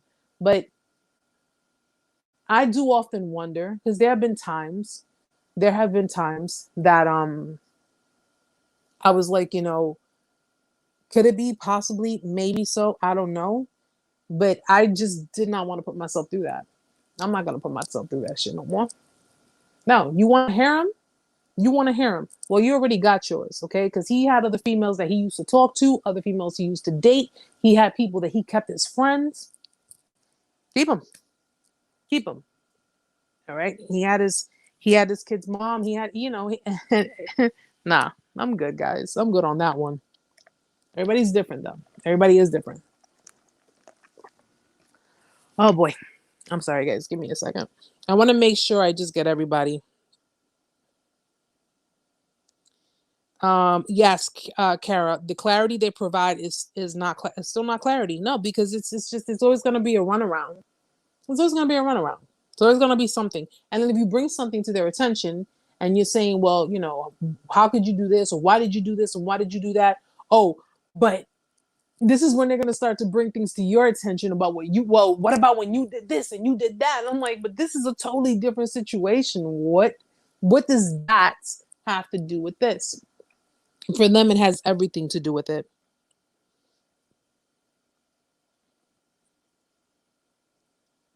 Butch. Hi, Butch. I was sick, just recovering. The guilt, the shame, and the manipulation, the dark place, isolation, and loneliness started killing me slowly. One thing I heard was seek outside help. Absolutely. There's nothing wrong with it. I encourage people all the time to seek outside help. Outside, you need unbiased, number one, unbiased opinions. You need people who are not associated or affiliated with the problem. If you go through a discard, number one, do not, please, please, please, and I implore people who are new to the channel, who are just visiting, who are peeking in, do not go to their family. Please do not go to their family. Do not sit there, and I did it, and trust me, guys, they don't give a shit, bro. They don't. Don't run to their family. Hell, don't go to their friends. Don't do it. Do not do it, because all it's going to do is they're just going to be like, well, they were already manipulated to believe that you were the one who was toxic. They were already told the full, we're gonna do this in quotation marks, the full story. They were already told everything that happened. Everything was pretty much said and done before you even knew that the discard was gonna happen. So at the end of the day, they were already groomed for what was gonna take place. The family, they don't give a shit. They don't give a shit. You're just another one who just, another one bites the dust. That's all you are. That's all you are to their family. Even if you had 3 years, 5 years, 10 years, does not matter. You are another one who bites the dust. I was another one who bit the dust. Okay? Now, the part that just got me upset, more so like it seemed really fudged up, was the fact that I'm inclined to either believe that this man is a very good liar based on the things that he had told me. Okay, the despicable things. I'm not going to say what they were, but based on what he told me about his ex, okay, I'm inclined to believe that he is a liar, or his family is really, really messed up, that they would allow a female who has, for lack of a better word, emasculated him for the past 2 decades to continue to be involved in the family, continue to, to hoover him back in and continue with the toxicity. It's one or the other. Either you're a very good liar, or your family is really, really shady to where they're not trying to help you break free from whatever toxic, dysfunctional, absolutely just disgusting type of energy that is. And I learned my lesson when I tried to reach out to his mother when everything happened, and I tried to reach out to her thinking that she cared about me, thinking that she understood, she was going to really, no, maybe the two of you can still be friends. Yeah, okay. I'm going to be, yeah, no, I'm good. And it's because she was too busy being under the ass of his ex. And of course, long story short, the ex pretty much does things to him that makes him run back right under the mother's skirt because he takes care of his mother. So if you were a narcissist mother who wanted everything, or I'll do one less, a narcissistic mother who wanted someone else to take care of you, are you really going to be open to the idea of that person being with someone who can actually take that person away from you? I think not. Well, whichever way, they all did me a favor, so it doesn't really matter at this point. They all knew the new supply while you were with them. They encouraged the narc's path to failure. It's sick. I'm going to put that up there. When you're dealing with a narcissist, their family either knows of or has already been introduced to the new supply because the narcissist has already informed the family that you guys were already broken up, that you guys were already done. And it's your fault, clearly, guys. Clearly, it's your fault right? It's our fault. We're the toxic ones. We're the ones who went through the narcissistic rage. We're the ones who basically sought opportunity to, because at the end of the day, that's how narcs are. Okay. They allow opportunity to really just really demote their character, because that's exactly what it is. They're after opportunity. They're after what makes them look good. They're after what appears better. They're after, what can be, what may be better, what may be better. The reality is that they didn't find anything better than you. Okay. It wasn't better than you. They just continuously find people that are better than themselves.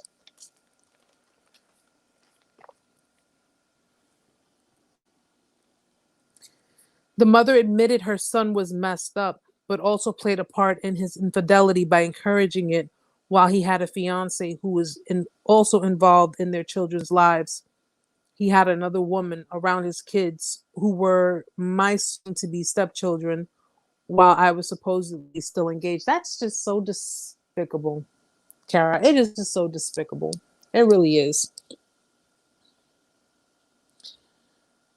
I noticed that if you met a narcissist, they try to force you into a relationship very fast. I guess this is a red flag as well. Some of them, guys. Some of them. Okay? Because you got to remember, not every narcissist is like this. Okay? The reason, again, a lot of them who are like this are more the extroverted and the invulnerable. I mean, you have vulnerable narcs that are like this, but not every narcissist will rush you. Not every narcissist will push you. Um, Not every narcissist will love bomb you.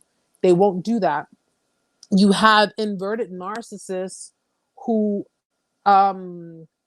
inverted vulnerable narcissists who will pretty much,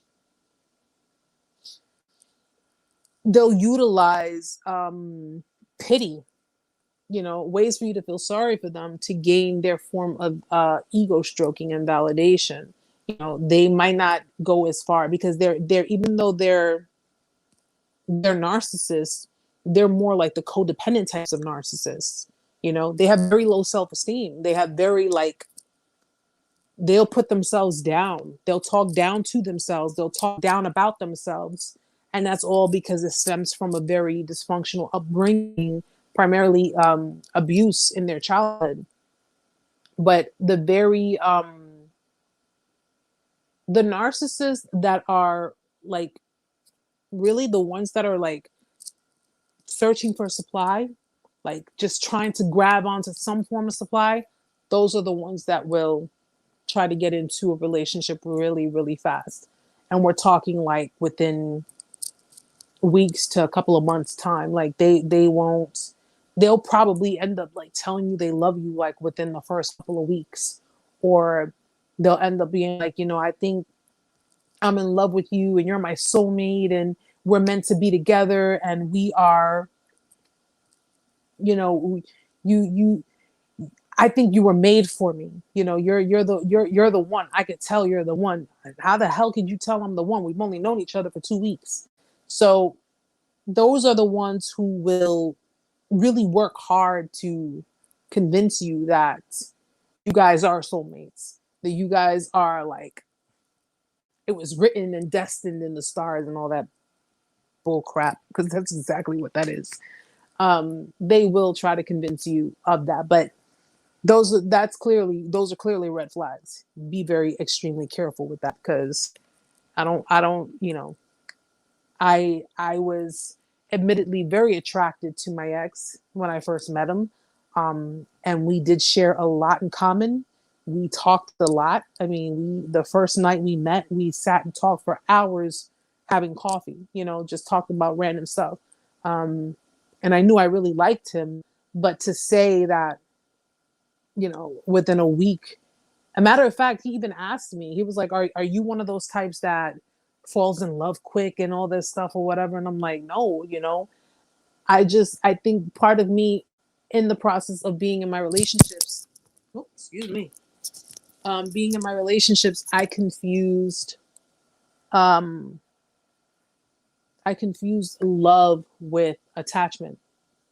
It took me a while to get to know people, and it took me a while to be in a relationship with the person.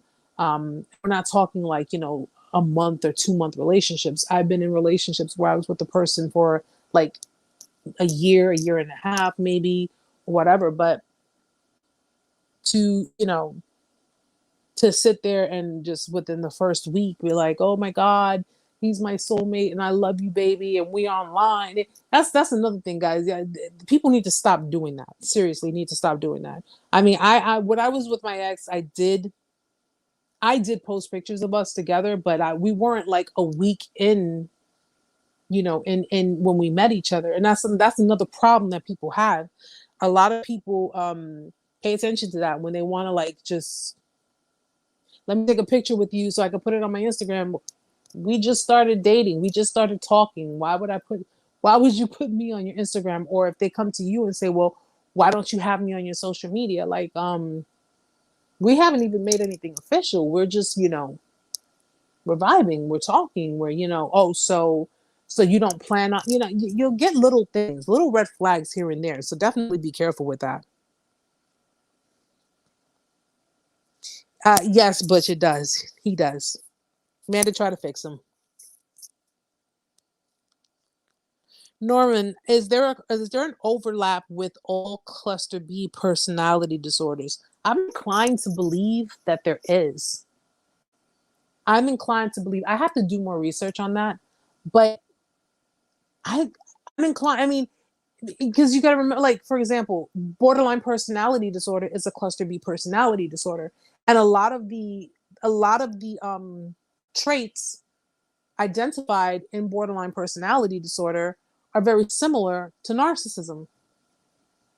So it's like when you watch certain shows or movies and they tell you, well, this person is diagnosed with a personality disorder. um I'm inclined to believe so, but I don't want to say yes and I don't want to say no because I'd have to really do more research on it and studies to back that up. But there's a reason why they have certain personality disorders under certain clusters, because though they're not particularly the same, they the behaviors resemble one another. And that's why I tell people, if you're dealing with someone who does have a personality disorder, make sure you do your research. Make sure you really look thoroughly into it, because you could think you're dealing with someone who suffers from NPD, but they may actually have BPD, borderline personality disorder. That is a possibility. Or, someone who suffers from antisocial personality disorder, another personality disorder that is very similar to narcissism, okay, especially somatic narcissism, is histrionic personality disorder. Okay, that's another personality disorder that I want to look into. I definitely want to talk about that as well. Histrionic personality disorder is really about, like the people who are very they're so insecure with themselves, they literally depend on the validation and the compliment and of others to validate them. Your opinion like truly and utterly matters. And if you criticize them,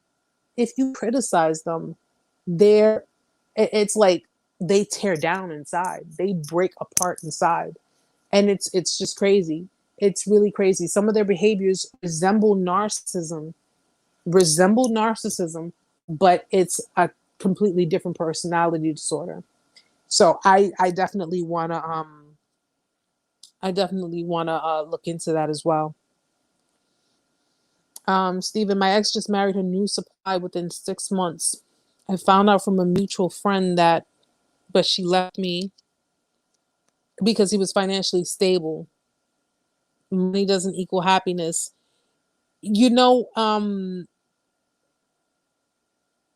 what, Stephen, I can honestly, that's a very common reason I would say that some people would leave because of financial stability.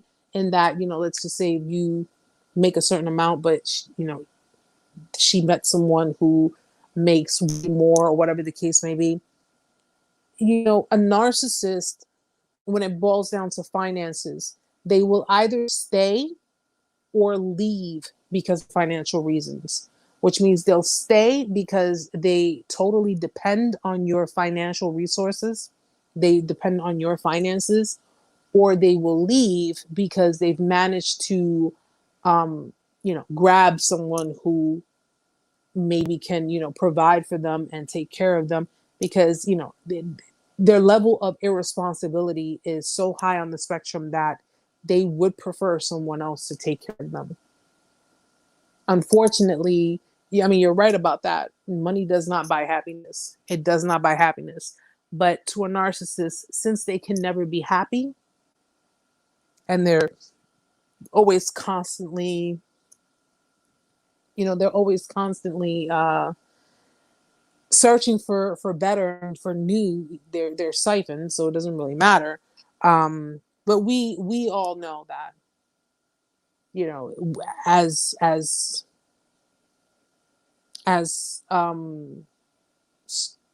severely coherent, empathetic people, we know that. But you do have people who, yeah, just like she said, they're gold diggers. Somatic narcissists are known to be the gold diggers of the narcissist clan. And of course, they always want the best, and they will do anything possible to get it.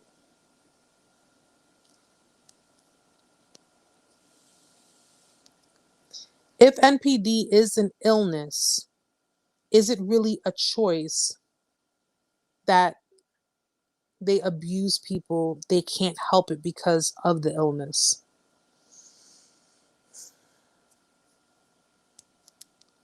To be honest with you, I'm going to read that again. If NPD is an illness, is it really a choice that they abuse? I don't really know if NPD is considered an illness. Narcissistic personality disorder. Narcissism, this depends on the scale. I personally, I'm giving my personal opinion on this, guys. When it boils down to NPD, narcissism, ASPD, sociopathy, um, psychopathy, psychopaths, mental illness or not, right from wrong. And you are conscious, you are aware. If you are lying to someone, you are aware. If you are hurting someone, you are aware. If you are manipulating and gaslighting and deceiving someone, if you're cheating on someone, if you are abusing someone, whether it be mentally, emotionally, or verbally, you are aware. My son has autism. My son is autistic. He has a mental disability, which affects his cognitive ways of, feeling and thinking and things to that effect. My son is aware when he does something that he's not supposed to be doing. And my son, and how I know this is because when my son is in his room and his door is closed, and I come into his room and I look at him, I'm like, "What are you doing?" And he's like, "Huh? Hey, high five. Okay." And I that's when I know that he's doing something that he knows mommy would not approve of. And my son has autism. Someone who has NPD is completely coherent and completely conscious. And the fact that they are considered, NPD is considered a, I don't know if it's considered a mental illness in the DSM, but regardless of it, you're aware. They are aware of what they're doing. They are completely aware of what they're doing. And as I'm sure all of you, if most of you, if not all of you, have already brought it to their attention that they're hurting you, they're lying to you, they're gaslighting you. Look at the things that they're doing. They're triangulating. That you brought these things to their attention, and they've managed to. They know that you're telling them the truth because clearly they're committing these acts, but they managed to try to deflect blame onto you and make you feel like you're the one who's crazy and curse you out and lie to you. They know what they're doing. Heather, so serial cheaters are narcissists. Um, we have to flip that around. Narcissists are serial cheaters. Serial cheaters are not classified as narcissists because someone who cheats could be just a cheater, you know? But narcissists are known to be serial cheaters. They are known to being that. Not every cheater in the world is a narcissist. Not everybody is a narcissist. They can be narcissistic. They can have narcissistic traits. They can have narcissistic characteristics. But in order to classify someone as a full-blown narcissist, they have to meet certain criteria to be diagnosed with it. Yep, they know, but they can't otherwise. They need to survive, and this is the only way they know how to survive. It's just sick. Yeah, it is. It absolutely is.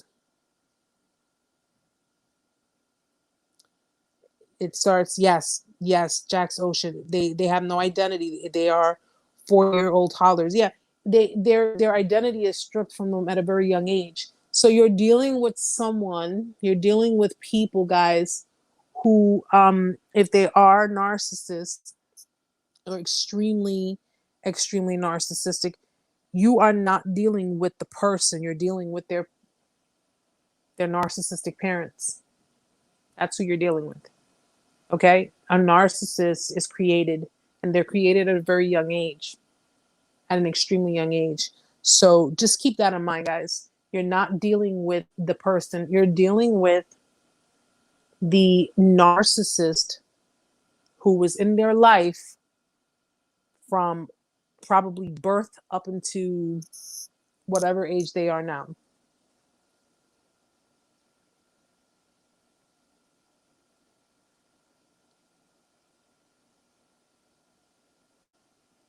But my experience with financial abuse, it happened, was living beyond my means, working longer hours. Patterns will continue with the new supply. Sad that you can't write narcissistic abuse off. I'm sure if we could, Butch, we'd all be getting back a hefty check. Narcs triangulate you a lot and cheat on you with their ex. You have a lot of them who do that too. You have a lot of them who do that too. Which, again, I already foresaw that she was gonna try. My ex's ex was gonna saw that I wasn't in the picture anymore. So clearly. Um she was, trying to get her way in there. But interestingly enough, I don't know if he took the bait or not. I maybe he did, and they had a one night thing. I don't know. I'm not even gonna sit here and make assumptions about anything because I don't know. But I do know that she was extremely pissed off, and she was sitting there writing all kinds of stuff on social media. So, you know how narcs get when they get rejected,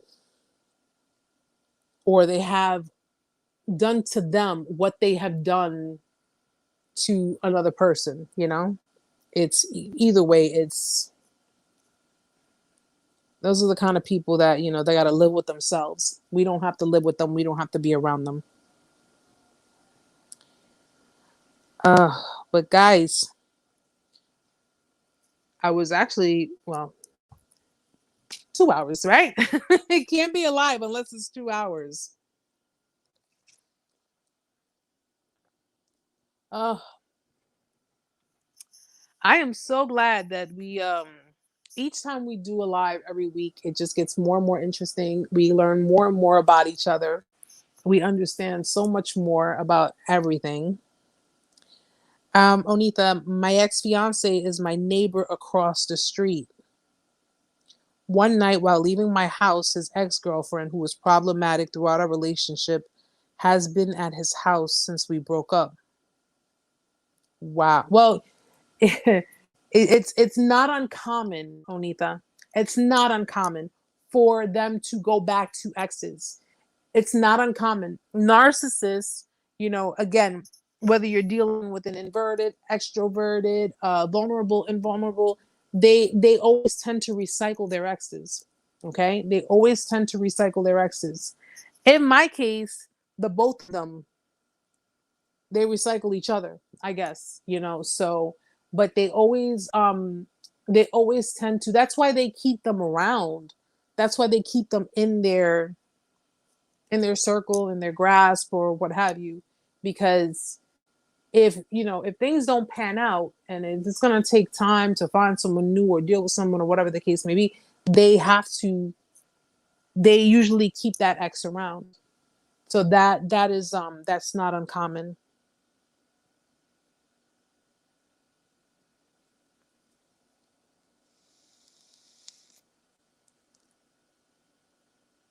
Passed the car, stared at my car, then got in her car and drove off. Why would she do that? I didn't see him, but she looked for me. Like, what the cat? She has, like, what the cat? Laughing out loud. She has been rude to me on various accounts because you're a threat to her. You're a threat. When you're a threat, when you become a threat, or when you are, I don't know the dynamic between the two of them. I don't. But one of the things I've learned is this much. If you're a genuine person, you're a kind-hearted person, and you have never given any reason for anyone to believe that you are anything but, you're devious or whatever the case may be. If females don't like you, it's because you're a threat to them. Okay. And in this case, the fact that you live across the street from him, even though she's been at the house, her leaving, I'm pretty sure when she left in her car, she was probably on edge, probably anxiety filled. Because at the end of the day, what he did to you, he could easily do to her. And he could easily, and that's the thing that kills me about some females.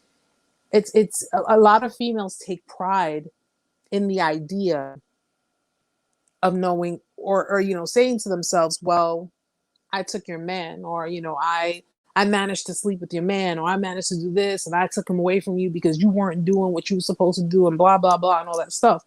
The reality is the same way you got him is going to be the same way you lose him. That's just the way it is. So females tend to really think, and this is the thing that kills me most, when they think that their vagina is much better than yours. And it's like, does yours spit gold? You know what I'm saying? You guys know me. I don't bite my tongue. But they look at it like, you know, I'm better at this, I'm better at that, and I'm this and I'm that or whatever. And it's like, no, no, it's not because you're better than me. It's because you're available. You are available. And because you made yourself available and you made yourself accessible, that's the reason why he took it. That's the reason why he's there. That's the reason why I can guarantee you this much. If it didn't, if you maintain no contact, you're not dealing with him, you're not stressing him, you're not giving him any kind of attention, you're not giving him anything to, to indicate that you want anything to do with him, where he's pretty much settling. He's settling for what he has. That's pretty much it. And at the end of the day, you know, I don't know how your relationship went with him. Maybe you gave him that good loving, you gave him something that any man would appreciate. And just the mere fact that you got to the point that you did with him, excuse me, and you live right there in the same vicinity as him. Yeah, she's probably threatened.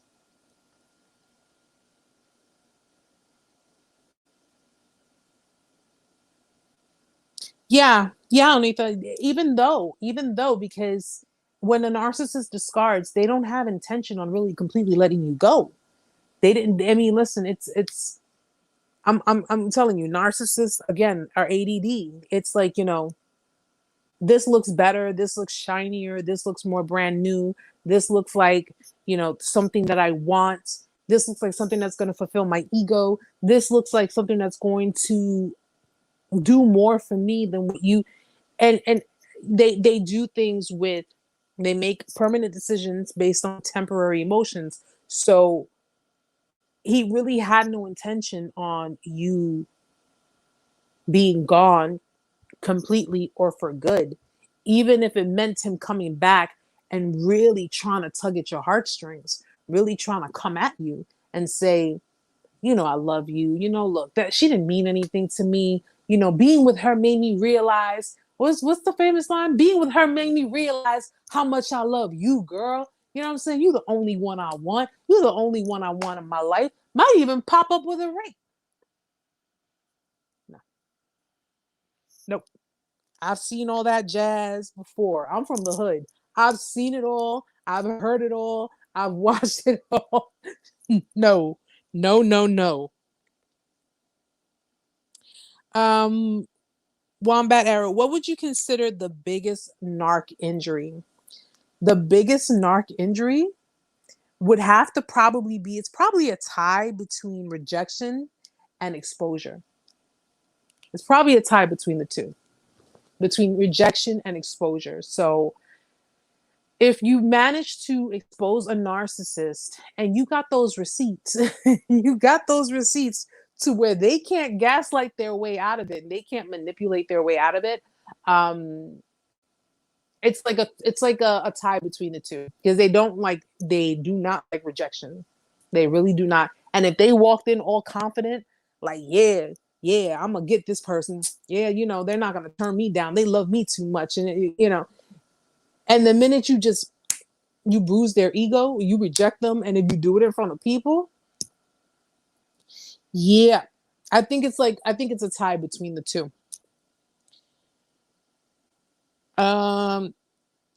Jack's Ocean, with me, they want the sexual supply, not the money.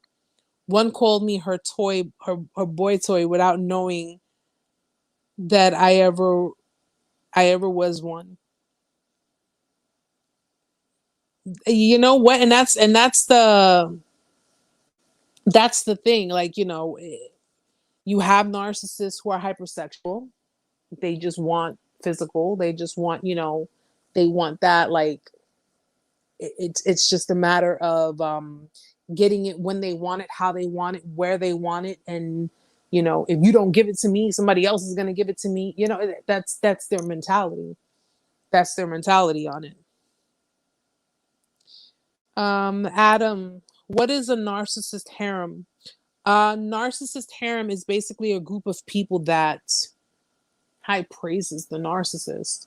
That, it's like a fan club, so to speak. It's a fan club. And if you, depending on what type of narc you're dealing with, if you're dealing with, usually female narcissists, their harem would consist, if they're heterosexual, their harem would consist of men. If they're, if they're lesbian, they would consist of women.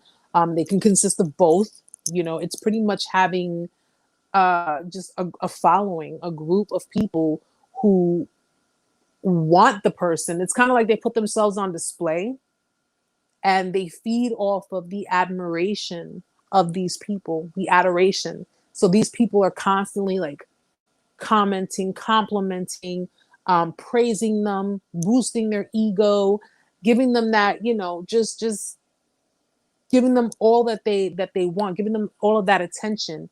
And it's just feeding into it. So it's just a bunch of people who are pretty much, but the harem itself mostly applies to people like who have been in romantic relationships with narcissists. So if you are a man and you're dealing with a female narcissist, her harem would be a bunch of other men who are admiring her, which would include, the supply she's replacing you with, plus her exes, plus any other male friends that she has in that group, and vice versa for the women when it boils to male narcissist. Onita, you're very welcome, sweetheart. You're very welcome. And I can't imagine, because you live right across the street from him.